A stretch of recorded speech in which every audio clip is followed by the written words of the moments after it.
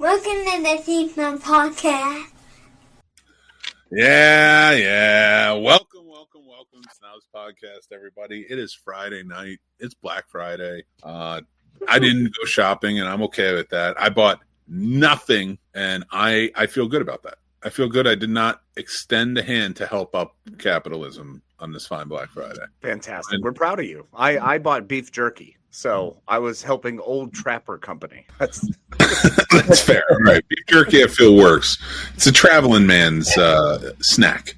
Exactly. Yeah. Keep the protein level high and the poop content down. It's important when traveling. Takeo. Content down. I love it. Well, welcome everybody. It is one of those holiday specials where we are all here. I'm joined as always by the madman and the producer Paul taking care of us, and I'm Mick Manhattan.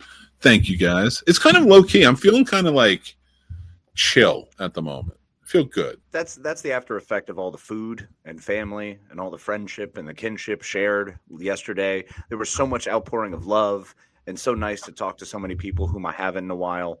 So then the other side happens, and now we're in the afterglow. It's almost like, that violet haze. It's I'm ready to cuddle. That's what today is. Today is a nice cuddle day. All right. I don't know why, because I guess you bring it out in me, Case. If we had to compare American holidays to sexual positions, what would each be? Well, Thanksgiving is clearly missionary because you're close, you're locked in, you're eye to eye. It is a caring, considerate, special time of real true engagement.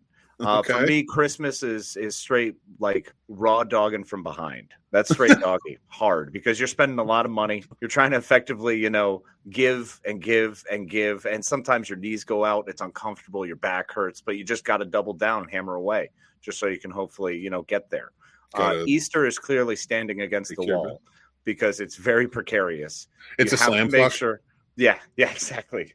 It's a hard one to stay on top of. 4th of July is, that's girl on top. That's you can just be ridden. Okay. I think that's just a fun way to handle business in the 4th of July manner. It's going to be exciting. There's going to be fireworks. You don't know what could come out. So this is see, to me though, if you're adding 4th of July, like 4th of July to me is like an orgy. Straight up, but not like a good orgy. It's like a redneck orgy. It's like we're pouring beer on these people as they're going at it, and like they're loving it. It's all over the place. There's dirt smudges. It's nothing wrong with that. It's outside. Yeah. All of this is outside. Well, naturally. I mean, you don't want to dirty yourself inside. And I speak from experience. I mean, and the orgy thing works because you figure with as many things going off outside, you're going off, and there's a lot of things going off around you. So you're popping off fireworks whenever you can. It's just taking things to a whole new level. Yeah, man. I like that. What's Halloween? Let's Halloween is like gimp mask, or maybe like, a hotel encounter where you're switching it up, maybe wearing a costume, and then just doing things you wouldn't normally do. So maybe like some really good shower sex, because good shower sex is rare. That's what Halloween is. Because, I mean, shower sex alone is fine, except for the fact that usually one of you is freezing cold, usually the guy.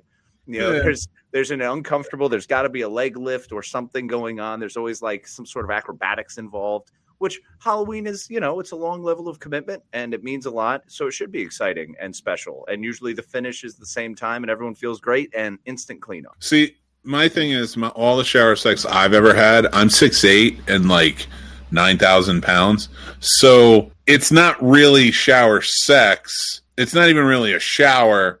It's like a garden hose being sprayed at a giant boulder while a relatively normal human woman is standing on the other side of that boulder. The way you just described yourself, it makes it sound like someone's shooting a garden hose at a T-Rex's foot. That's the image in my mind. Dude, did you know that they found a new like T-Rex species? No. Yeah, it's called Nanosaurus Rex or something like that. And what they thought were like little T-Rexes that haven't fully developed yet, fossils, were actually that. But it's turning out it's a completely different thing. It's a completely, like, it's still in the T-Rex family, but they're much smaller. They were like small versions of T-Rex. That's amazing. I mean, they're still gigantic compared to us. And that's just clearly proof that even God wants toy dinosaurs. There's toy dogs. Now that you can have a Perth dinosaur. Is the T-Rex too much? Does it ruin your yard? Does it hurt your boulder? Does your cave constantly smell terrible? Well, try the Nano Rex. Oh my God! Is God the original Jurassic World? Is he? He's making nanorexes for you to take. That was the only reason for the asteroid. It was because he was like, you know what? I screwed up too many times. This Gallimimus running chicken thing is horrific. Let's just get rid of it. I don't like it. What if God is a Chris Pratt fan? The irony there would just be so fun. Because I feel like he's sold out a lot of his values that he's talked about for his faith, right? Yeah. Not saying that like he shouldn't have faith or anything. I'm not saying that. But I'm saying he seemingly has sold out a lot of who he was and his values and stuff like that. And it all tends to, during his speeches, draw back to God. Right, his faith. Right. What if God was a fan of it and just wanted him to be himself in movies? I did so perfectly when I created Chris Pratt. I clearly need him. Like, look, what's the next one he's doing? Tomorrow War? Yeah, we're gonna pump that one up. All right, let's get Michael. I want you to pump that sucker up. Go to the ad agency. Big do sell. You think Chris Pratt was originally supposed to play Odysseus, and then God was like, no, we're kiboshing this one. Nope. You don't get to go with that other faith. No, we're not dealing with those Greek jerks. Get that Will Hunting kid to do it. Yeah. nobody cares about him. That's God's third tier acting run. Oh my God! 2 episodes, you're back, and I can't let go of the friggin' Odysseus thing. I saw a picture of him, and I'm like, yeah, you look badass, but at the same time, like there was no Greek actors, like there's none. I mean, I'm sorry, but Armando Sante looked badass to play this role. Can we accept something else?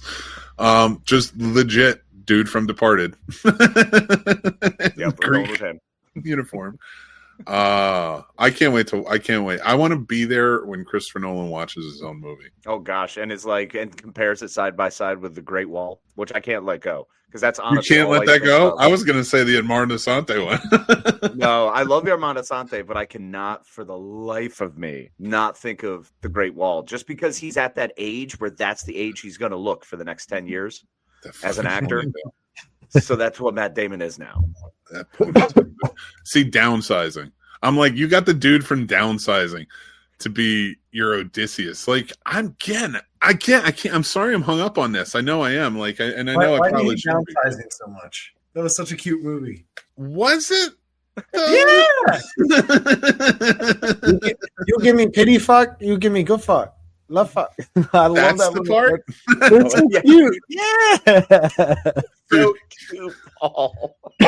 Paul watches Little Jack and this adorable rom.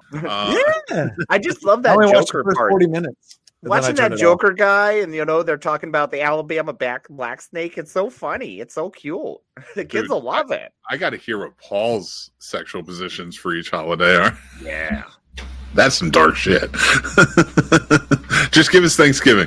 What's your Thanksgiving sex position? What do you think? What sex position do you think represents Thanksgiving the best? Reverse spread eagle. That way she's flayed out like a butterflied fucking turkey, just all out, man. I told you. All right, give me one for Christmas and New Year's. I need to finish how about up that Carolina Scud missile? Yeah. Oh, Christmas we do a standing dog, but I come up behind her while she's standing. Nice. So she's like a Christmas tree. Oh, that's cool. Yeah, is she holding on any? Oh, tied up or not? Nah. All right. In Christmas, I like her being able to run away a little bit. I like a little bit of a chase. You know what I mean? She's tied up. That's too easy. Okay. You asked. I'm just telling you. I did ask. You're right. You walked into it. I mean, I walked into that one confidently. I was like, yes, this will be every bit of information I need to know tonight. Let's not forget that St. Patrick's Day is also the female Amazon, where she's standing at the edge hammering down, and you as the man are holding your business up, but it's still proper insertion. Yes. I hate to see you guys on Spider-Man Day. Oh no, that's a very exciting day. It'd be very dangerous. Don't walk anywhere. Okay, we need to talk about something because we need to go back because my computer was being weird. But you guys are too chivalrous in the showers. Fuck that. That hot water is hitting my back while I'm doing my thing. I ain't standing in the cold. I'm not a pilgrim. I don't think that I said it wasn't going to hit me. Yeah. I think I said that it's never going to touch her. It's never going to touch her. See, and for me, I think one of the best ways to do it is absolutely, I'll go ahead and get down on a knee and assist in handling business. So that way I'm getting the bulk of the water that drips off. So we're able to share. She can get hit by the primary and I get the secondary. Gotcha. You know, You like waterboarding yourself. I like it. Yeah, man. Yeah. Learn that lesson, man. Try to get down there to be like, I'm going to, like it was not. No, man, that's how you Aquaman. That's just how you've got to be stronger. You have to go to a Zen place and just let that just wash over you and be one with the water. It's like you got to go full. You need to go like Cameron Avatar way of water in that sucker. All right. Not going to happen. I'm brown. I haven't seen that. I'm not boycotting the Avatar. You're about to boycott Avatar. You're bad. I'm not boycotting the Avatar movies. Not by any means. I just don't care about them. That's why I haven't seen it. I like the new one coming out, and I realize like it's one of my jobs is to watch movies, and I just I just don't have the time. But it's a way of fire.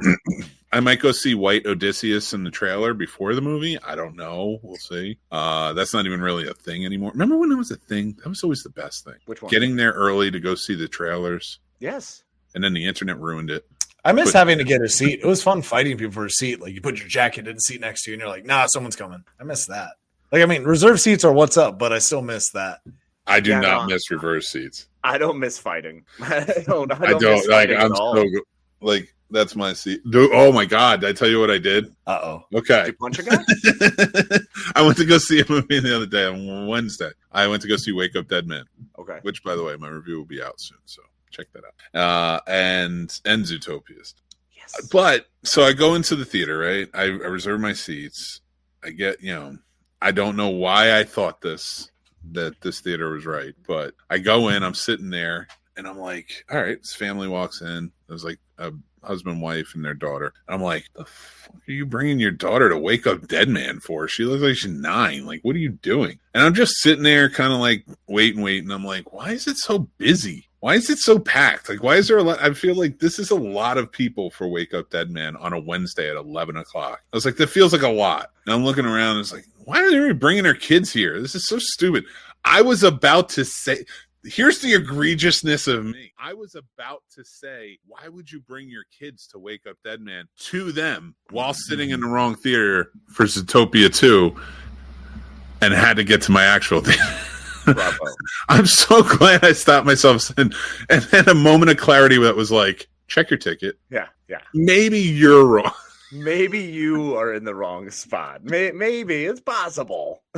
Leave it to me to have to get to the point. Like, there's only very few minutes to spare to get across the other side. And I still was just like, I can't believe all these people are here for this. This seems a little weird. I truly thought I wasn't wrong. But I did make it. I saw Wake Up Dead Man and Zootopia 2. So sweet. Heck yeah. I'm so excited for Zootopia 2. Yeah, buddy, that's what's up. Yeah. Both a lot of fun. Zootopia 2, I was not excited to see because it's a sequel, Yeah, it's like the two Jakes after Chinatown. That first one was really special. Amazing. So, like, this, I'm always like scared of sequels when it comes. I get that, understandably. It's not as good, but it's very good. Okay, that's good. I'm good. That's good enough. Yeah, all I need to know is it doesn't suck. No spoilers or anything. And Wake Up Dead Man, if you guys do like Knives Out, is a great follow up. Okay, yeah. I'll definitely watch that. Check that out. And I would say even more film noir this time around than either of the others. It's funny that both of them are film noir. You went with Zootopia, which is the children's film noir version of that's why I love that show or that movie. They did take that kind of slice of Chinatown and they did all of that and managed to put it into a movie, an animated film for children. Yeah, 100% agree. And the only thing I would add to it is well, the second one, I will say no. I would say the second one is more in tone with those like conspiracy thrillers. Oh yes, like yes. The Man with One Red There's Shoe. Great message in it too, like the racism message, and a lot of other messages are there. But like, I never felt like Zootopia hit you over the head anyway.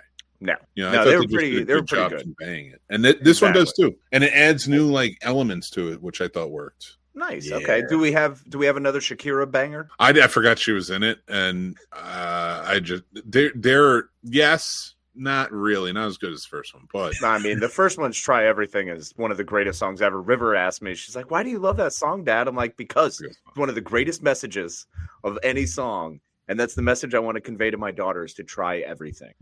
yeah, You know, you can fail. That's okay. you should try everything. I'm not gonna lie.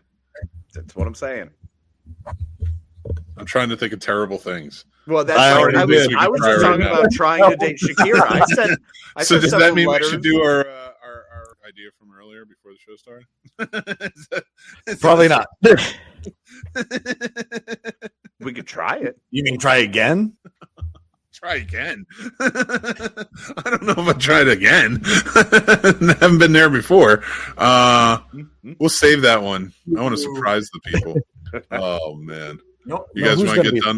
Get our top fives in? This is tough. All right. I still have not. Okay. Yeah, let's do it. It's a tough one. Let's do it. Get ready. Top 5 per studio, baby. Now, guys, if you are not up to the priviness of it all, that's not right, but I said it. We are doing, our topic tonight is we're representing 3 different studios. I'm representing Warner Brothers. The Madman's going to represent Paramount. And Universal will be represented by producer Paul himself. And we're going to talk about it. We're going to talk about what we would do, what choices we would make during all this, and have some fun with it. I feel like we're highly underprepared, but me anyway.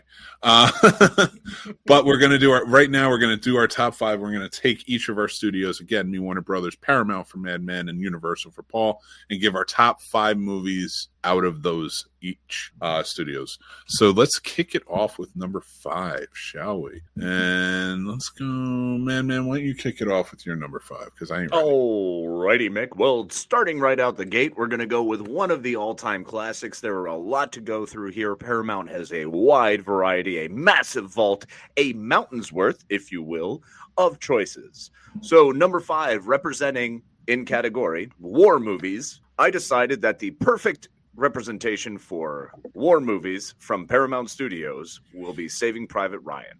That is my number 5 pick. All right. My number 5, I'm going to go with The Searchers, directed by John Ford. Nice. Great movie from 1956. Paul, what you got for 5? I still feel like I don't trust half of my resources for this. So you guys are about to crucify me. My number 5 was E.T. Works. That was a Universal movie. Yeah, and it was so tough because Paramount and Universal, it was so blurred. Like some people would be like, "Nah, it's Universal." Then some were like, "Well, no, it's some Paramount." And I was like, "I need just Universal." It was tough. So, well, because some of them were like Paramount was the one doing the like they weren't actually the production company; they were just doing the whatever, putting it out. So no, there's distributors come around. Distributors, it gets all squirrely from time to time. All right, Paul, why don't you kick us off with your number 4? See where my number 4 is Jurassic Park. God, I'm obsessed with Spielberg, man. Yeah, no wrong with that. Sorry, not sorry. Casey, what's your number 4? So number 4, representing historical dramas, because Paramount has a boatload of those as well. Hey, get boatload. I went with Braveheart, a Mel Gibson vehicle that's super good and not nearly as popular as Titanic, but in my opinion, a better movie. Come back to James Cameron.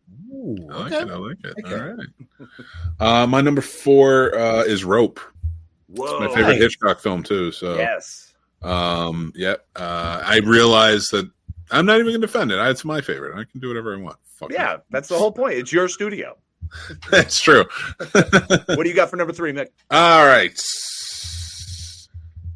Paul, go, because I'm not sure. My number 3 is with Johnny Depp. It is The Secret Window. Oh, wow. Okay. Interesting choice. Just because I'm messed up in the head, you guys, you know, half these movies just tell how much of a crazy person I am. Hey, man, look, we don't care what gives you boners as long as you're happy. Oh, well, that's good. John Turturro's idea for a book, rather? Is that how you match up to Secret Window? Yeah. You need to watch that movie again. He sees John Turturro all the time. That's really what Paul's not willing to admit it. But it's always may or may not have fantasies of killing someone. Oh boy. My number 3 on this one yes, is The Shining. Yeah. All right. And what's your number 3, Case? Number 3 is definitely one of the most popular movies of all time. One that I personally know every single line to this day. And Mick can attest because I've annoyed him with it. Top Gun. Top Gun. choice. That was a good Top choice. Gun. The original or Oh, no, definitely the original. Yeah. I love the I remake. mean- Not the remake. I love the sequel. Maverick Actually, is phenomenal. I take nothing away from Maverick, but Top Gun, the original, that was a Tom Cruise breakout. That was a special moment when he became the blockbuster kid, essentially. Yeah, that really is. He didn't do it in all the right moves. God knows that. No, he did not. We'll Well, kick no, it he off. did We it. got He for just did it wrong. We'll go back around the horn. And then we'll do honorable mentions before 1. Okay. cover that. Number 2, I went with Get Out. Oh, I had to sneak one in there. Sorry, Get Out had to make it though. Nice. I get it. What you got, Case? Number 2 for me is Star Trek First Contact. That is the best of all the Star Trek franchise feature films, in my opinion. Right up there alongside Wrath of Khan, but I think First Contact, because Next Gen is my preferred crew, that I went with that one. Did very well in the box office. So Nice. Yeah, absolutely. And my number 2 for me is Malcolm X. okay, Phenomenal that's movie. phenomenal movie. A Spike Lee joint that I can't help it. It's great. Dude, I forgot they were Warner Brothers too. As soon as I saw it, I was like, "Yeah, I've watched that like a lot in my life. I should probably put this down." But before we get to our number 1s, let's do our honorable mentions. All right, I'll do my honorable mentions. The Dark, and there's so many, I just limited it. I had to actually cut myself off. But I wanted to mention The Dark Knight, Fellowship of the Rings. I mean, the whole trilogy is amazing, but Fellowship of the Rings is my favorite. Ocean's 11, Zodiac, and The Departed. Awesome rundown. What do you got? What's yours? For me, I am looking at, and this was difficult, so I'm going to run through them real quick. All right. I love Hunt for Red October. We got Enemy at the Gates, Terminator, The Four Feathers, Varsity Blues, Major League, Clue, Event Horizon. These are all some of the top movies that were tentpoles, that were absolute perfection.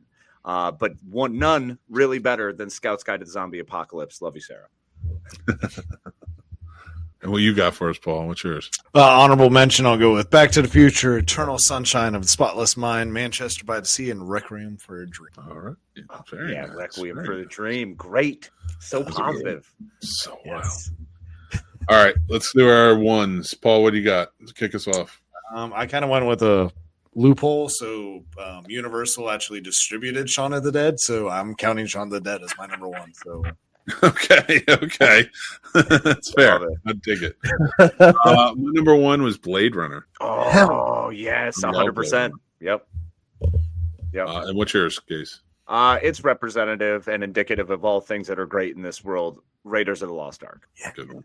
Good one. I don't think you can go higher than that. Titanic is up there, but also, I already mentioned a couple of them. Braveheart covers that whole genre.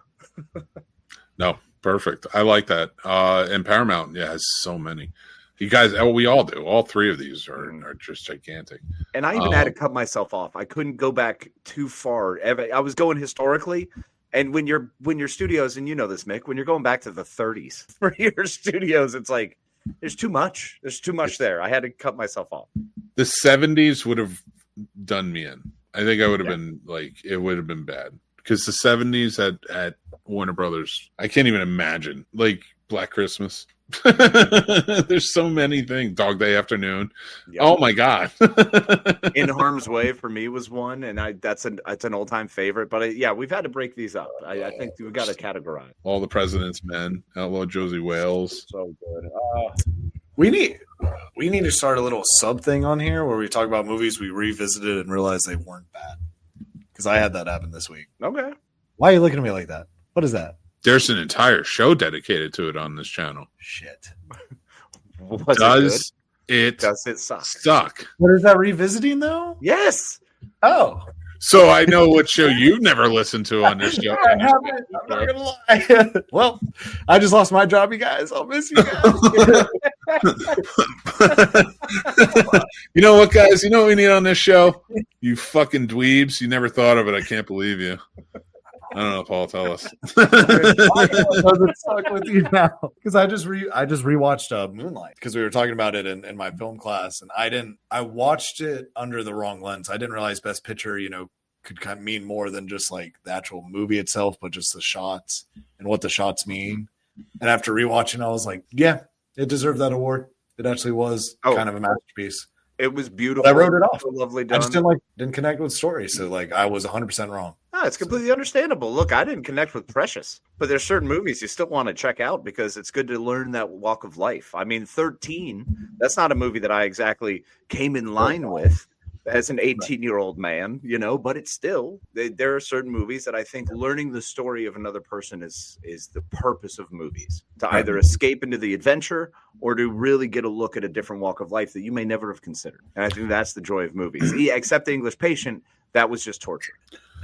I often, like, when I'm thinking about it, or like, how do you put yourself into it? Because like watching any movie, you can't put yourself into it. It's you're kind of fucked, right? Like, and it isn't so much that I feel like I have to connect with him. I've started to, at this point, not connecting. Like, I connect with the character through the narrative or whatever's going on, but if I'm getting into a movie, I'm realizing that this is completely the director's view of this character.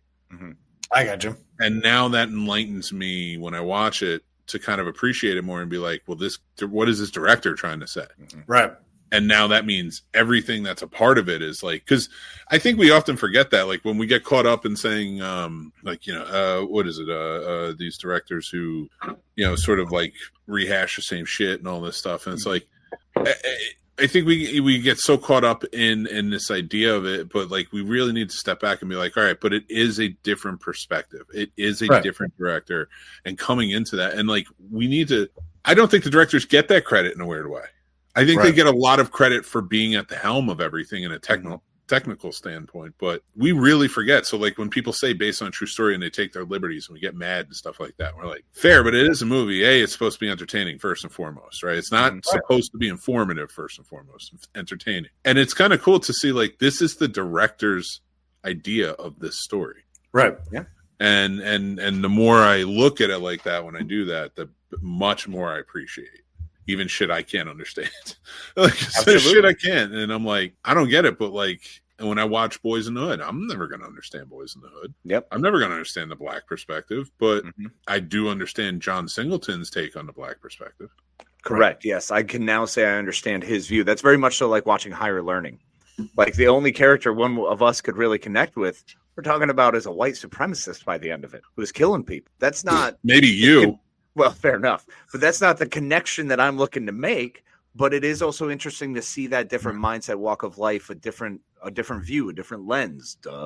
You know, that's what we're talking about through lenses. So change your lens. And there's so many times we see movies and it's like, oh, that's not for me. Say Juno. I'm not a 18-year-old pregnant girl, 17-year-old. I'll never be able to relate to that, but at least I can see a perspective or a view of it that Elliot Page gave us through that, you know, that maybe I can connect with J.K. Simmons being a dad, but not at the time of the movie. At the time of the movie, I was still 20, you know, I wasn't there, you know, so it's really fascinating to see that and to use that and open your mind that way. So Paul, I do also understand that sometimes you're not in the mood. There are certain movies that I have loved on a second view or third view. And I was like, oh, you know what? I didn't see that. I didn't allow myself to open myself up to that mindset. So yeah, I very seldomly ever put a movie in a body bag and dump it off into the East Sea because, you know, that's only once you truly hate something as delightfully and deliciously as I hate English Patient, because you realize, sure, it's a pretty movie. It was shot very well, and I will never take that away from it. It's a gorgeous movie. It's one of the stupidest scripts and some of the worst acting from some of the best actors I've ever seen. Well, that's because your favorite character was the pilot, right? Yeah. Yeah, I know. Just like your favorite character and the one that you said you get the most is Ian McKellen's character from Apt Pupil. That's what I always try to say. Brad Renfro made perfect sense in that movie. I loved Ian McKellen. All right. And he knew what he was doing. He told him not to go in the basement. What was that movie you kept saying? It was like, we need to be more like this in society. And we watched it and we were like, I don't know, man. American History X seems really violent. No, that's when I was making Schindler's List. I'm kidding. Whoa. It's one of those is my morning alarm. Heads up. Nope. Context clue, Derek. No. Oh boy. Nah, Did I if tell you guys I if found a picture of us from back in the day? Oh, well, really? Oh God. Yeah. God damn it. What is it? Let's see it. Oh, you mean an actual picture? Yeah. Oh, I thought I didn't know. Please be the ghost. I was actually going to ask you guys, do you mind if I show it on the air and see if we could use it as a promotional? Please. Yeah. I mean, found that a while ago. It's kind of there. And, God damn it. I miss all that hair and I miss your facial hair. oh my God, my mustache. And I'm Paul, man. That was a great hoodie that you were wearing. That was a money hoodie, man. Paul was great. It was weird that he decided to always carry that walking stick everywhere. I didn't get it. Yeah. Really, listen, why'd I have a pointy end on the end of it? I don't know. He kept saying it wasn't for anal use, but I'm like, okay, buddy, whatever you say. It's a really brown stick. You know what I mean? That's what the other end was for. Ew. Sharp end so I can stick it in the ground and walk back. I'd hate to know what holiday that is, but That's Labor Day, baby. Got to start New Year's right. A little cleanse. oh my God. So either we talk about these studios or we're talking about fucking Paul for the rest of the night. All right. I tasked us. Now this is going to be a disaster. I know it. Yeah. I tasked us with each representing a studio as if we took it over. Me, Warner Brothers. Casey gave you Paramount, and Paul, you got Universal. I even implemented the horror one for you. I didn't take it. I tried to go a different way. Okay. Really? How? Okay. Well, Okay. how are you running Universal? Like, what? Let's say, what's your first order of business running Universal Studios? First order of business is I got to hire you as a writer to redo all of the fucking Fast and Furious to make them actually good. Because I think they could be good, but they're not. So I'm kind of curious what the Mick Manhattan way of Fast and Furious would look like. I think it'd be fun. I think it'd be a lot of fun. Might be dark, but it'd be fun. I would just pump more money into an A-Team movie. I'd be like, if you're gonna make crazy shit, I was like, why not just use a property? It's like, what do we need to watch Dom running around? Let's get some A-Team members in here doing it. That's fair. 'Cause they own them both, don't they? In fact, G.I. that's Joe. our. I don't know. Yeah. They might own yes, Universal. we do own G.I. Joe, so you can do that. Yes. And they That's not what I said at all. So you're not even listening to your writers. This is a bad choice. You shouldn't have made me the writer. This is awesome. Nothing bad can happen now. I know. I run the Scene Snobs universe well enough. That's it. And we're still running into a lot of problems on that. Because I'm a Wookiee, it's hard to communication, but we're working on it. We're getting there. You want to see that picture again? You want to talk about that? do You it. don't look like a Wookiee. You said Wookiee? You said Oh, I'm Wookiee? sorry. Are No, you- that's Ewok. Should I put you in charge of 20th Century Fox? I'm gonna dress up as that next time. I'm gonna get that costume delivered here before next week. I got Yes.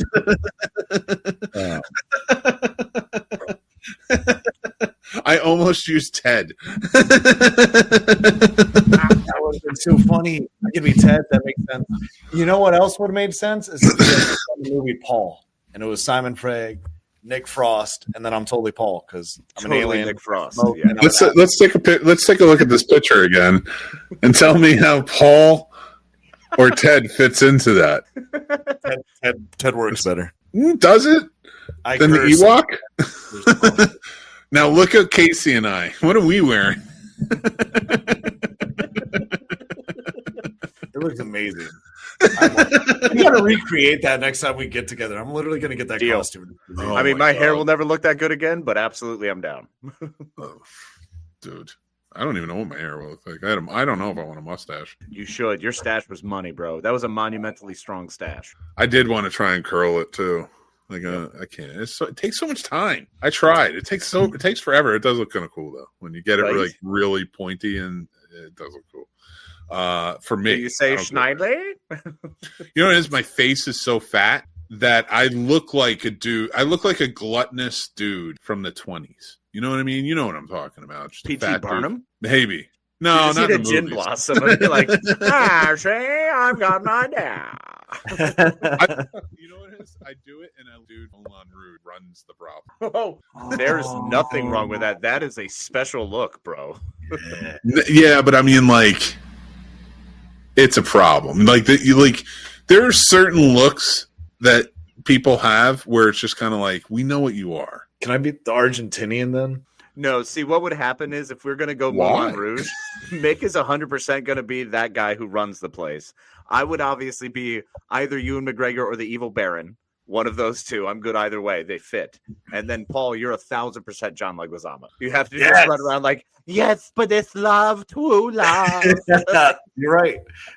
That's my factual. I'm a mess. Dude, John Leguizamo, man, deserves more credit. That guy's Really been. does. I love John Leguizamo. I'm trying to Are think we of my- abandoning another topic? Is that what's No, happening? I'm so sorry. No. Okay. So, Brendan Fraser would hate me because we would have done like 18 Mummy movies with him. Yes. 100%. Like that never would stop. So, definitely launching those with him. I really hope it's true that they're bringing him back. I think they are. I think it's confirmed, but I'm excited. Okay. That's where the Paramount part happens. Since I own or I'm in charge of Universal, I'm assuming I'm in charge of Universal Studios Orlando. Jaws ride is coming back. E.T.'s here to stay, bitch, and you're bringing back Twister. Sorry, Twister was I amazing. thought was Twister Paramount or Universal? Universal Studios. I'm talking about the amusement park because I'm assuming. Oh, you're going to do the amusement park? own it all. So what movies do you have to add amusement park rides for? like the new ones. Yeah, like it just if you think of a movie, oh my Sing. god, I'd have to add Sing. Okay. that'd be Like a interesting. musical ride. I think it'd be a lot of Yeah. fun. I love Sing. Sing Now, was would that good. be a good musical ride? Like I could see a roller coaster or something like where they play the music and it's flashy. But what about even like the Sing show? See, that would be Remember- awesome if you had a sing section. So that way you Remember, had like, like the yeah. sing stage, and then maybe like for the maybe not even a roller coaster, but like the way Harry Potter has the whole freaking like the 3D event ride kind of thing where you sit in and it's a huge dome screen and like shifts around. So it like takes you through music videos for Sing. Well, I was That could thinking be like fun. remember the Bill and Ted Universal Oh, show where they would yeah. like go through time and like meet other pop culture icons and celebrities. You could do that with Sing, where it's like, Yep. hey, we're gonna have this guest come out and sing with us tonight, and like you have this whole show where like little kids can go and sing along with all their favorite songs. Perfect. That'd I be a love lot that. of fun.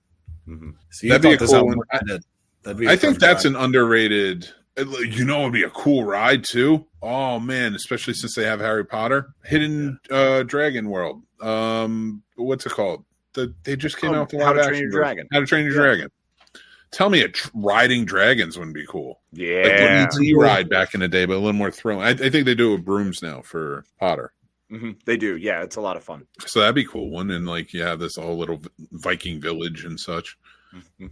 Ooh, could you pillage, but you're not actually hurting anyone or actually stealing from anybody? That'd be kind of Oh nice. my god. But it'd be Oh kinda my fun. god. Ladies, don't go in there today. The Pirates of the Caribbean heads came over here. We got a big war happening with the Vikings. It's wild.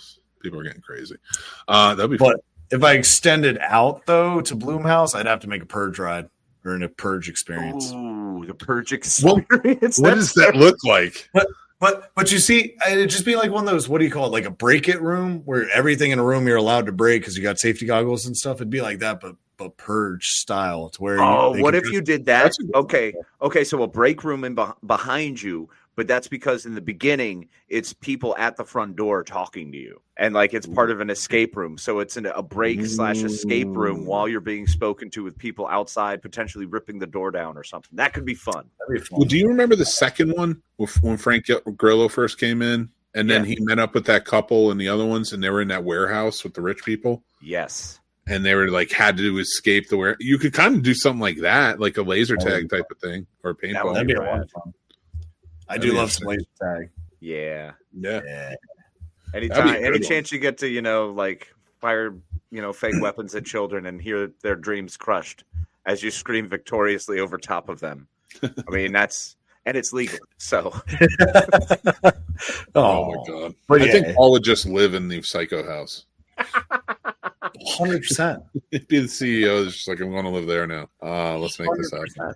no one's Could be allowed that. in the basement. Why do you got mannequins of all the Universal monsters just around your bed? I'd be like, don't worry about it, man. Don't ask me questions. man. Mannequins. Yes. Mannequins. He runs a studio. You don't think it's all going to be the actors? They just have to stand over his bed while he sleeps in a costume. I need you to sleep with me for this role. I got to sleep with you? No, like you got to watch me sleep. Like no sexual. As This is monster. happening. I'm wearing a normal clothes. All right. Don't Right. take it weird. I like pajamas. Oh my god! Sure. Why do your boxers say Mick Manhattan? I'll be like, because I look up to him.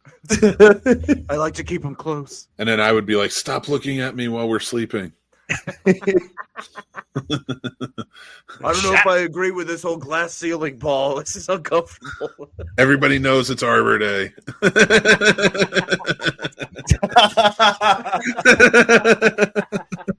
Oh, yeah. That's a deep cut. You had to have been watching earlier. Oh, man. That's a mess. Could you imagine that? It'd be awesome. I would do that. And like just having a party, just like going to bed. That'd be wild. There was a TV show I liked called Evil. Yes. It was a CBS show, and they got dark on it sometimes, man. But there's one thing I remember. It was like the mom of the main character was working with the demons, right? And like she wanted her own office, so they got her own office with the glass ceiling, but it was a shorter office that she had to bend down to walk through, and the glass ceiling was the main CEO's office. So like there were always just people there just like doing their thing, and she had to watch them doing the work.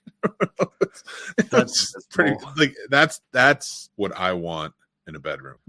Heck yeah. I can dig it because I just think of being John Malkovich. I just think of that fun office he had. Hell yeah. Dude, if you could control somebody else, if you could control a celebrity's mind like that, what's the first thing you're doing? And which celebrity? Tell us now. Do it. Tom Cruise, and I want to be a pilot since I'd have his knowledge then a little bit, right? So then I'd be like, let's fly whatever I legally can. Since I know nothing about flying. Like, honestly. It's Tom Cruise. You could learn to fly. Yeah, but I could also just be Tom Cruise flying. That's awesome. I mean, I'm kind of in the same boat because I would want to be Charlize Theron just because I want to see how the other half lives and be wildly popular and incredibly well recognized, well appreciated, well respected, just be a decent human being in that career. Nothing would please me more if that happened. And we found out, and nothing against her. I got nothing. I loved to fuck back in the day. Mm-hmm. Not that I don't now, but like a lot of people. Yep. Like I didn't mind. I didn't care. Banging away, just hammering down. And I think that's perfectly fine if that's your life. So, but here, how funny would it be if you just find out that she just fucks all the time? All you're staring at is dicks.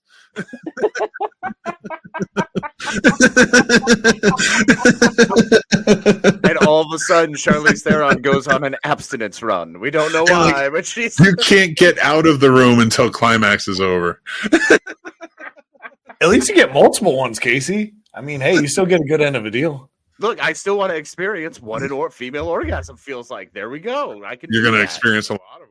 Fair enough. That sounds like a great thing. Why would that be a bad problem? No, but you're not going to experience like the way normal people experience. I'm just going to be shaken in like a pilot seat.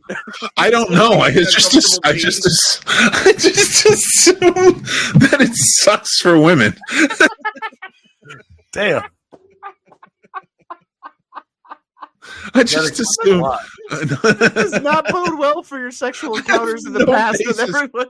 You sound like a very selfish lover. I mean, I have no basis for that, but at the same time, I'm just like, I feel, but like, my thing is, fuck this stupid microphone.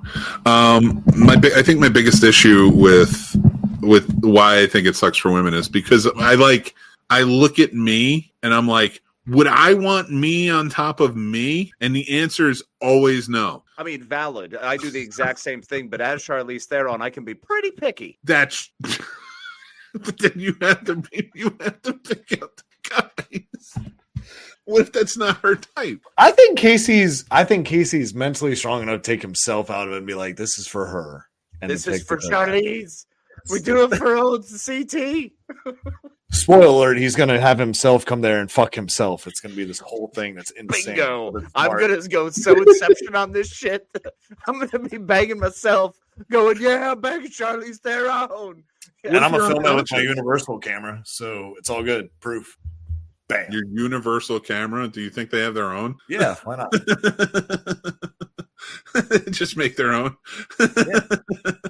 Yes, we'll just call it the universal camera. I like it. Oh my god, that's the next Paramount's next movie is Casey does everyone.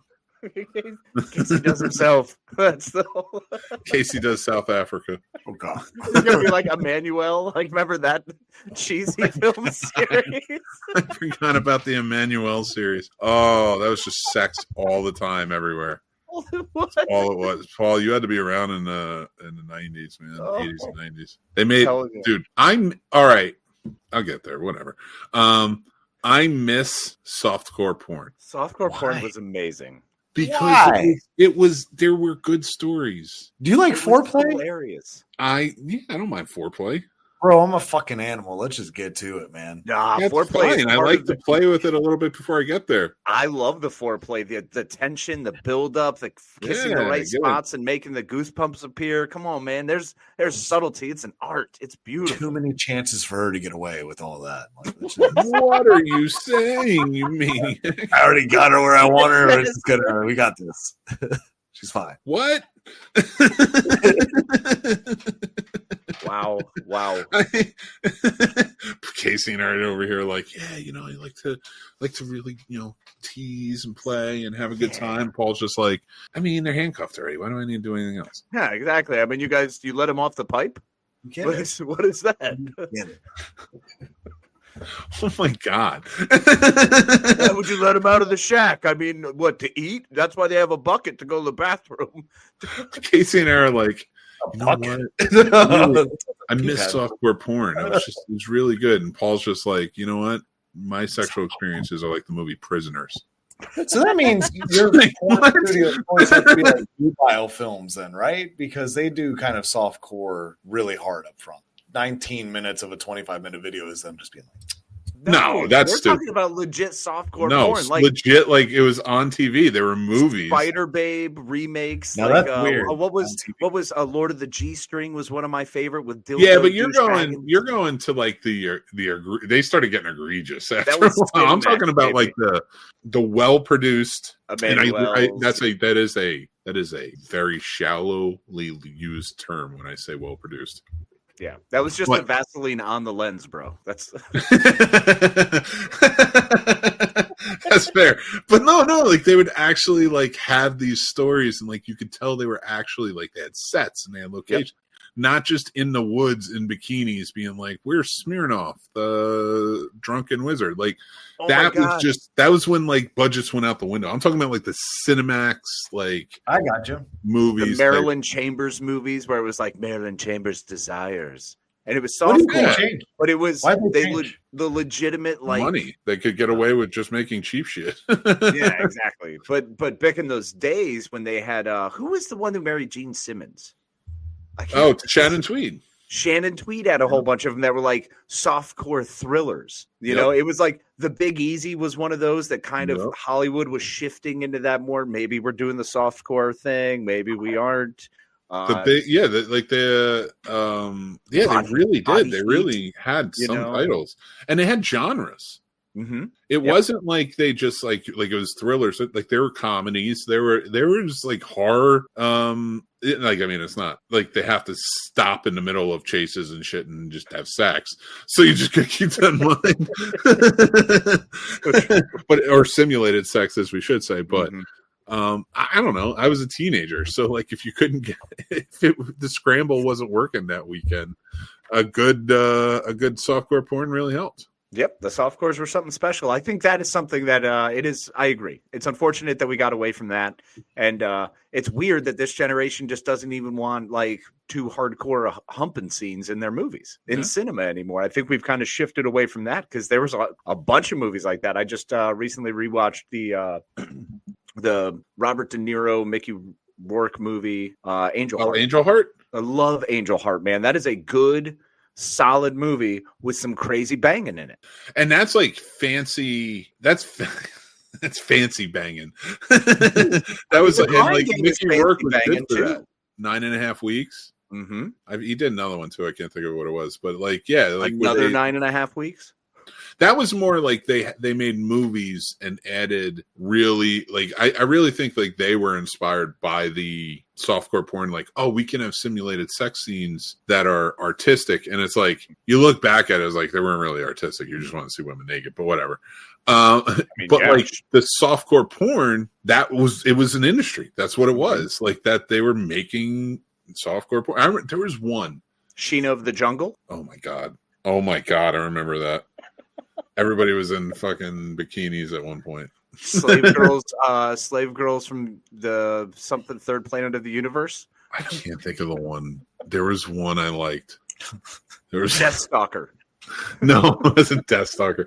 It was a little later. I can't think of what it was. I think Lord of the Strings. No, I know that one. Dude, they were all over the place back in. Dude, did you see? Remember that show, Cat House? Yeah. There's a new documentary out now. Holy crap.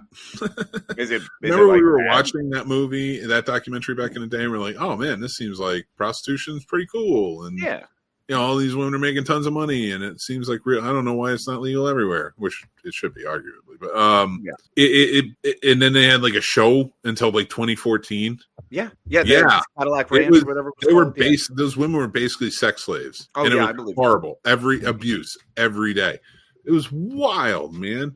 I absolutely believe that. Remember what was the HBO show, HBO After Dark, where they did like Real Sex or whatever it was called? Yep. They did that show for like 10 years. I loved that show. That show is how I learned about bronies. Yo, that's how I learned about bronies. That's how I learned about, remember the pony club that legitimately people ran around and acted like their stick pony was a thing and then they all banged? That was nuts. I also learned about dishwasher safe dildos. There were a lot of important lessons from that show. Yeah. No, they really were. And I listen, it was enjoyable to watch, but now looking back, it's like, man, it's not good. We were not good to people.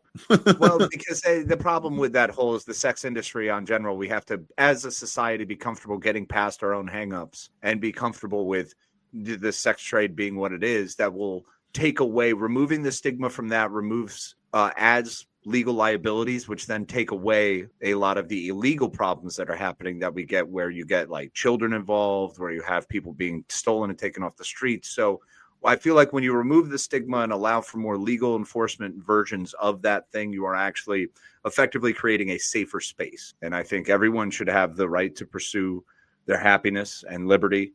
And through that meaning, all doors should be open and avenues, and we need to get over our puritanical ideas. All right, off my soapbox. So what we're saying is watch more softcore porn, bring it back. Boom! Wheel it right back for us. Let's get back there. I will. I'm going to look up that Big Easy. I kind of don't want to ask you about the studio anymore because I want Paul to be the only one who actually had to do anything. I just realized, like, Paul's the only one who went, and like he was like, "Sorry, Paul." Why? Why are you sorry? See, and we're gonna start doing charity runs for. How do I say this correctly? For people that need help, but it's gonna be get out. It's gonna be Get Out style, so it's gonna be like a half and half, like escape room type thing. You get what I'm saying? Does that make sense? For what? Not separating whites and blacks, but it is going to be like. Okay, all right. Because for a second there, I was like, "Are we going to take over people's bodies?" I didn't think about that. I like that though, but that'd be fun. We'll do like charity old white people go in, young black people come out, and then we're going to know what you're doing. Yes, we'll just look the other way. We've seen this movie. We don't want to do that. We will not be investigating in your investigating. Investing. You ever like say hiccup in it and it came out a different word? Yeah, 100%. Absolutely. I had a little hiccup and I was like, yeah, I'm going a different route with this sentence. I was indigested gating and I was all like, wait a minute. Popcorn and I figured out who killed Bonnie. And then we're going to make John Carpenter's The Thing version of the werewolf game because I don't know why that doesn't exist. That'd be fun. Yes. So it's like murder mystery night, but The Thing version. I know. Did we play werewolf that time or did we play vampire? I've never played either with you guys yet. No. Casey, it was years ago. Oh, I think we played vampire. It was a vampire? Okay, because that's my understanding. That's why I had to ask. Yeah. And werewolf, I know, is like that too. It's another RPG game. That sounds cool. That'd be interesting, especially like a John Carpenter-esque type version. I'm very down for that. How do you I feel love the idea of getting a sequel? I'm just excited. John Carpenter's on board. I am ecstatic. I haven't lost my erection since John I. Carpenter was on board with a lot of the things that were remade at the time. Let me trust him. Well, I think his sound themselves. So if that man can play that synth like that, I'll trust him with everything. I mean, have we seen The Ward? Like, for real? I like The Ward. It was okay. It was all right. It's not his best by any means, but I saw The Ward. I've seen worse. One movie came out that year that I liked less. Big Trouble in Little China is one of my all-time favorite movies, and I will never, ever look any man or woman dead in the eye and say it's a great movie, because that is bullshit. It is a favorite movie. Yeah, that's fair. I didn't like that Emily Browning movie as much as I enjoyed The Ward. What was that one where she's actually cuckoo and her sister's actually dead, but she thinks she's no, it's like her stepsister and she gets a new stepmom. And you're talking about John Carpenter movie? No. I'm saying it came out the same year as The Ward. There was another movie that came out that those two. So you're just trying to think of some really terrible movie that came out the same year as The Ward to save yourself from The Ward. Yeah, because everyone loved that one, but they hated The Ward, and I was like, The Ward was at least better. You know who else hates The Ward? Johnny Depp. Bam. Does he? I wonder why. Yeah. Probably because the star beat the shit out of him, from what I understand. Pooped on his pillow. Pooping on the pillow. That's God, still the most egregious thing ever, man. How do you forget that? I could never forget that. When life was as easy as just Johnny Depp and Amber Heard and fucking I loved it. It was one of my favorite things to follow, and also following Mick following it, because he get more and more stressed every day. He was watching every day. How do you think I feel this year? This whole year has been that. This whole year is just like from like November 5th, let's be real, last year. It's just been like, what is happening? Hey, with you could take it a soft corn status way with recent events. Oh man, you try real hard. There's probably some foreplay. Oh my god, dude! Yeah, that court case really fucked me up. Mm-hmm. I got too intense on it. I was like, I'm going to cover this one. Did not go well. He was a TP in a wigwam. TP in a wigwam. TP in a wigwam. He was too tense. Jesus Christ! What, is he back?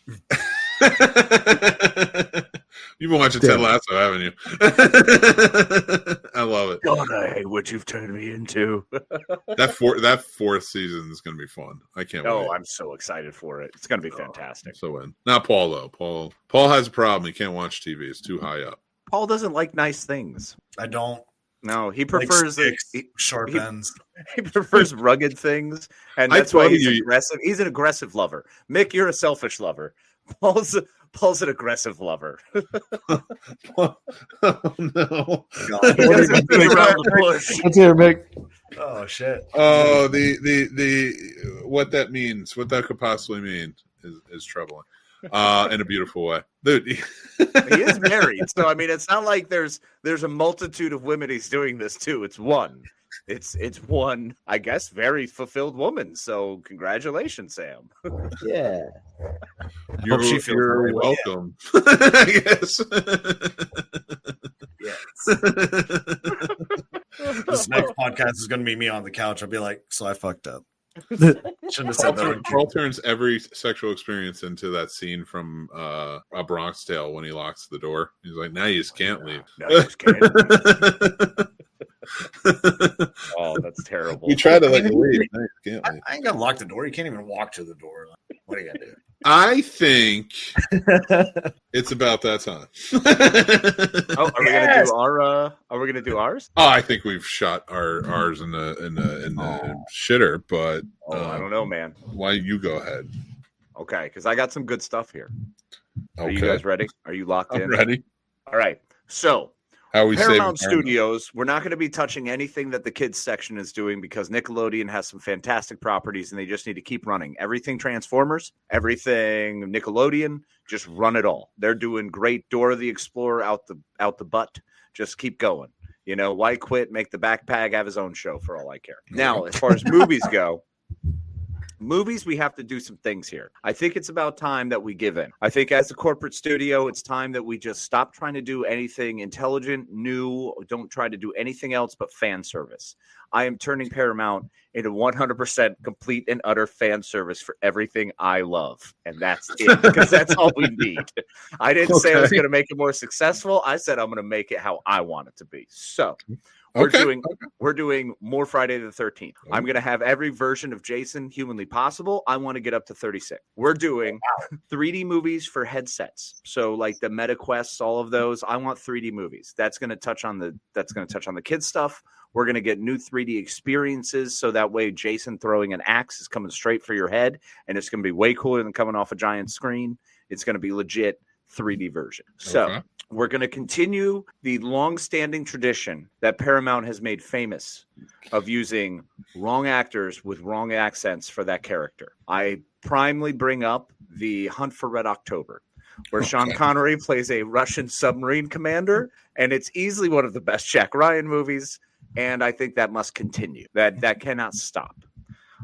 We must also do everything Star Trek. I want 58 movies before the end of my run. I want as many Star Trek movies with as many different casts as humanly possible. Tarantino fan service, light it. Everything that you can do TV show wise, light it. Star Trek will literally burn throughout Paramount. I want Indiana Jones forever.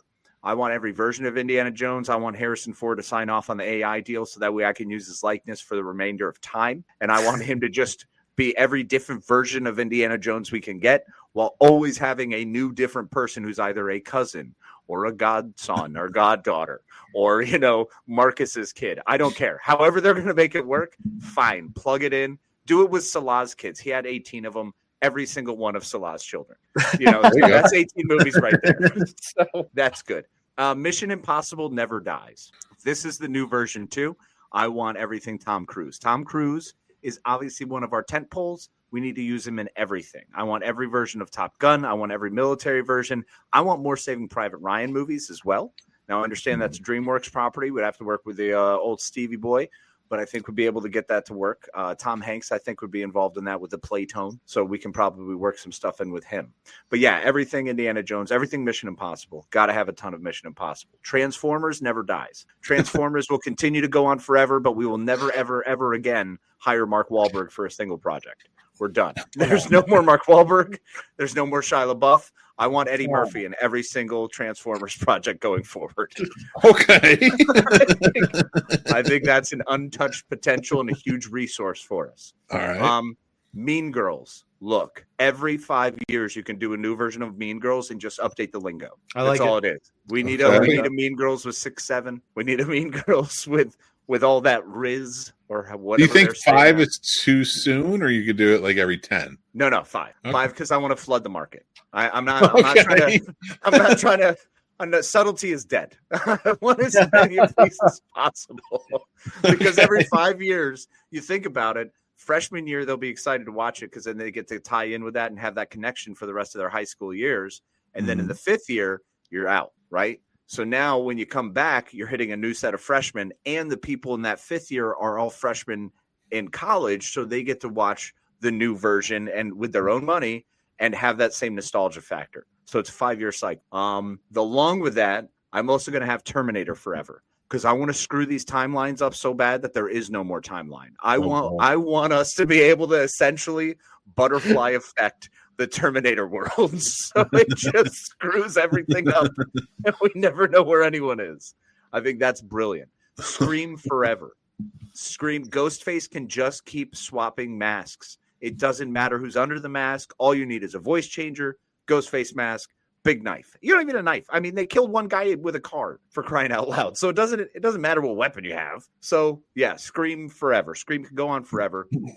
I also want to remake every single Tom Cruise movie with an older version of Tom Cruise. So I want all the right moves, but where Tom Cruise now plays the coach. Okay? If you pause it just right, you can see his penis. It's so true. I want Tom Cruise with a new Top Gun where he's the admiral. All right. I want You're right. Checks your butt can't cash. Just like I did. Like I want all of that. Okay. You're I a real want Vanilla maverick Sky. out there. I want Vanilla Sky 2, where Tom Cruise is actually the guy who's playing the support help who constantly flashes. All right. So like there's all kinds of ideas we got here, and I'm telling you, they're golden, baby.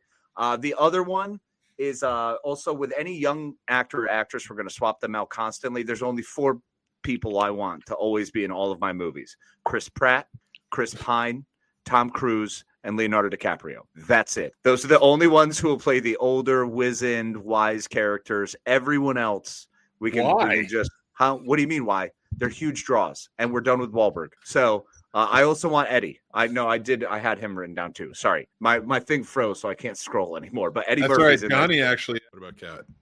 Would you take Cat Williams? I would take Cat Williams. Yeah, Cat Williams is a decent stand-in. I think, look, I would be okay with him in Transformers. If we're going to go with anybody, we got to go Cat. I'm okay with Cat. He's going to give the same delivery. It's just going to be, we're going to have to shrink his role and obviously put in Chris Pratt. Okay. I'd watch a Cat Williams Transformers. I would watch Cat Williams. Like, here's the thing. Did you watch Bumblebee? Yes. Yeah. John Cena's like epic, very meta way of like just realizing how insane this whole premise is. Mm-hmm. I love that.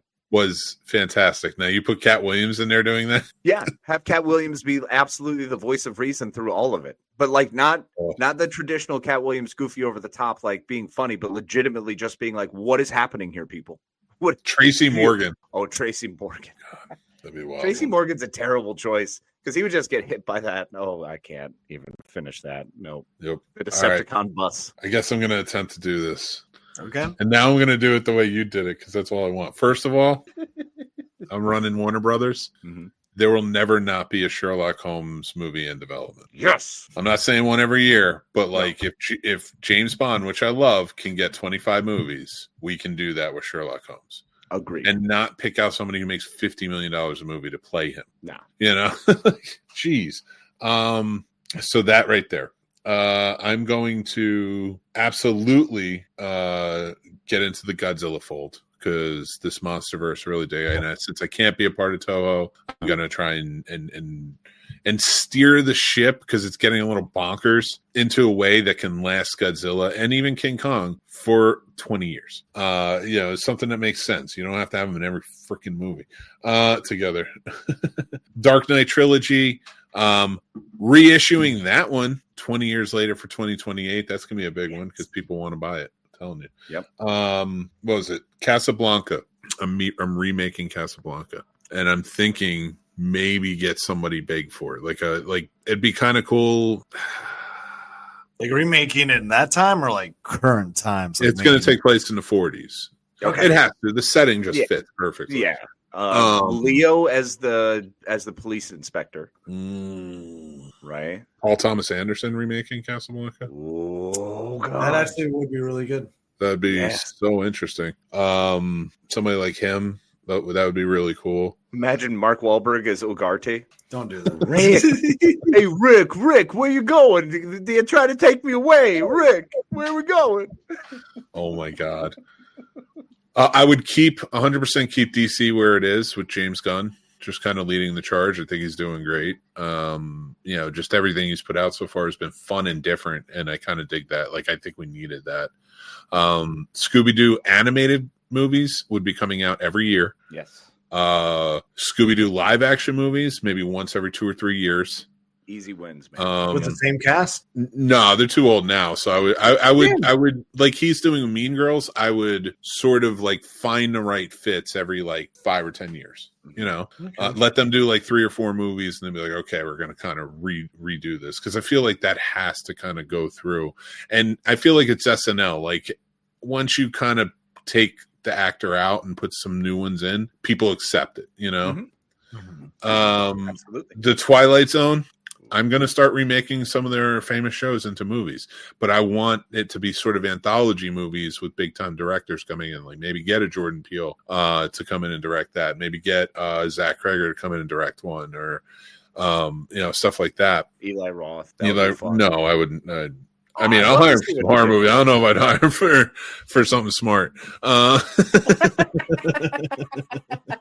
That's valid. That's not really maybe his ballywick. Yeah. Clash of the Titans. We're going to do a new Clash of the Titans on the scale of what they're doing for the Odyssey. Yes. And I don't know. I mean, if we can get Nolan, that'd be great. He is Warner Brothers, so it won't be hard to do. Would you bring Harry Hamlin back? Maybe as Zeus? I would not.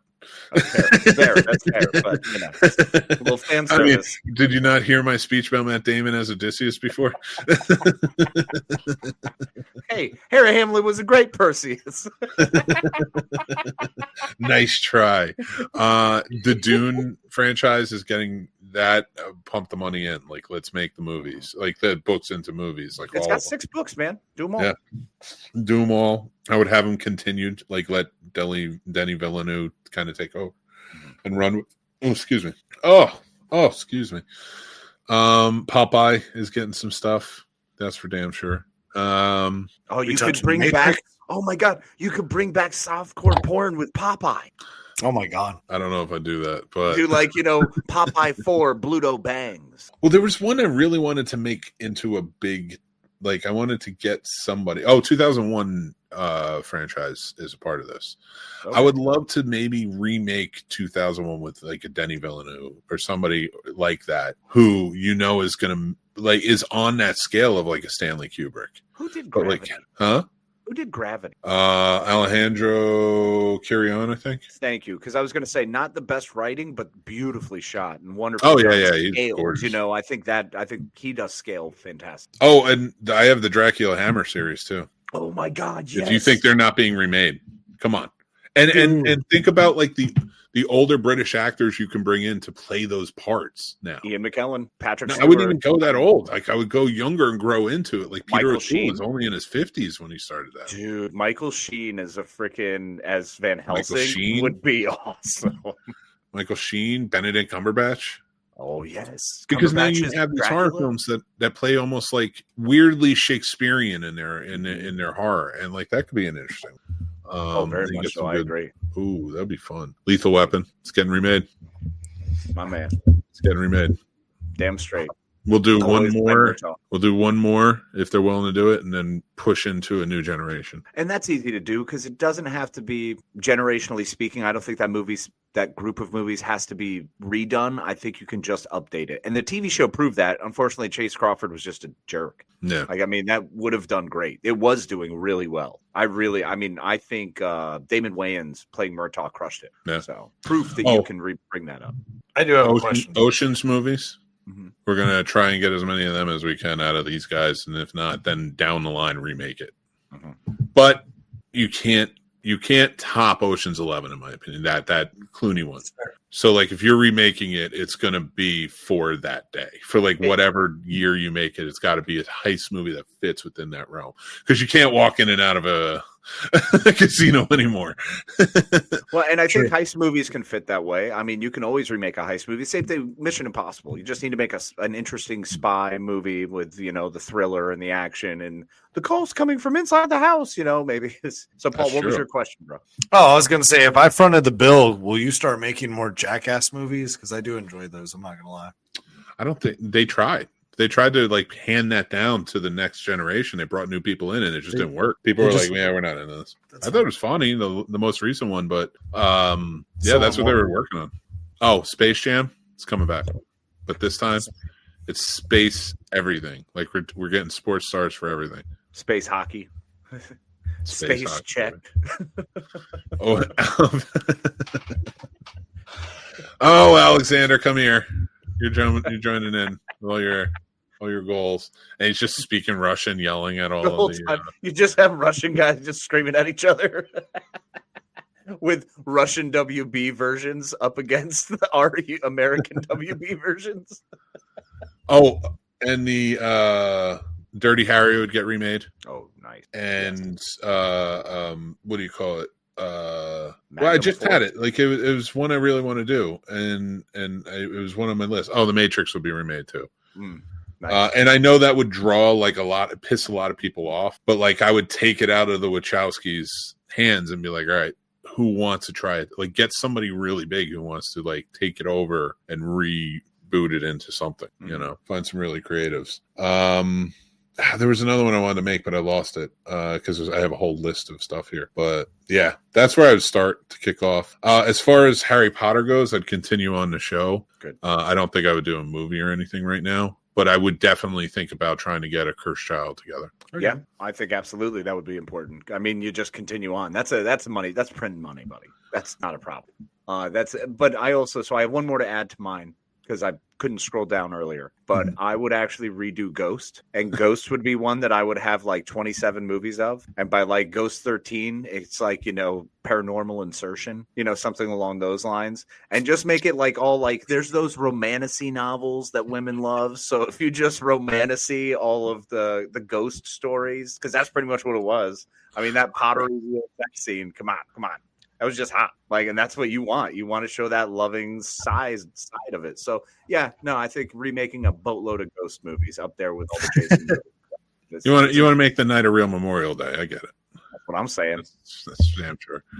Grandizer says space breakdancing, Olympic style. Only we get that Australian back. And howdy, what's going on, Grandizer? Howdy. All right. Well, that was fun. It was fun. I like our studios. I think we all did pretty well. We might do that again, but next time we'll do it with 3 more studios. It'd actually be kind of funny to see, like, we each pick one studio, okay, and we see how we would run it and how. What would be the most important? Okay. All right. Down the line we'll do that. But, I think that could be a lot of fun. Yeah, split it up, and like, you know, I would definitely give you Blumhouse because I want to see what you would do with that. Stop making shitty movies. That's for sure. That's for step 1. Sure. New memorandum. Yeah, like go back to making good movies. No, but that'd be a fun one. So next week, for anybody who's going to join us, we're going to Movie Court. It's our first edition of Movie Court. Paul will be our judge. Yep, I got to wear a suit. I got to pick down. And I will be the prosecutor. And I will be the defense. And the trial in question is, was Jenny a bad person from Forrest Gump? And I will be defending Jenny. And I think I have it. I think I have an idea on how to defend Jenny. Yes. I have my linchpin. And so we will be doing, of course, you will all help decide in the comments. Please comment along. Let us know what you think. We will be presenting our cases, and then we'll be doing our opening arguments, our evidence. If you have any witnesses, bring them on board. All witness, yep. And then how are you gonna have witnesses? They're all dead if they were with Jenny. Like, what do you mean? No, we're gonna have movie fans come on. Viewers, movie fans get to choose. They're gonna help. I think we should each be allowed to call 2 witnesses tops. I think that would be neat. And then cross-examination, just for time wise. I can't wait for Movie Court. It's gonna be a fun one. Movie Court's gonna be great. Grandizer asked me because he just refound Cruising, which is an interesting movie. Yes. Have you ever have a man smoke your pork? Yeah, these two, like pretty regularly too. Yeah, I've made him ribs and pork shoulders. I've smoked a lot of meats. It's true. And then we had sex in a park. And and then actually on the smoker. That was a fun one. My ass still hurts. That's what you get for Memorial Day. But that's why I have to have my back to the water in the shower. Bingo. That's why.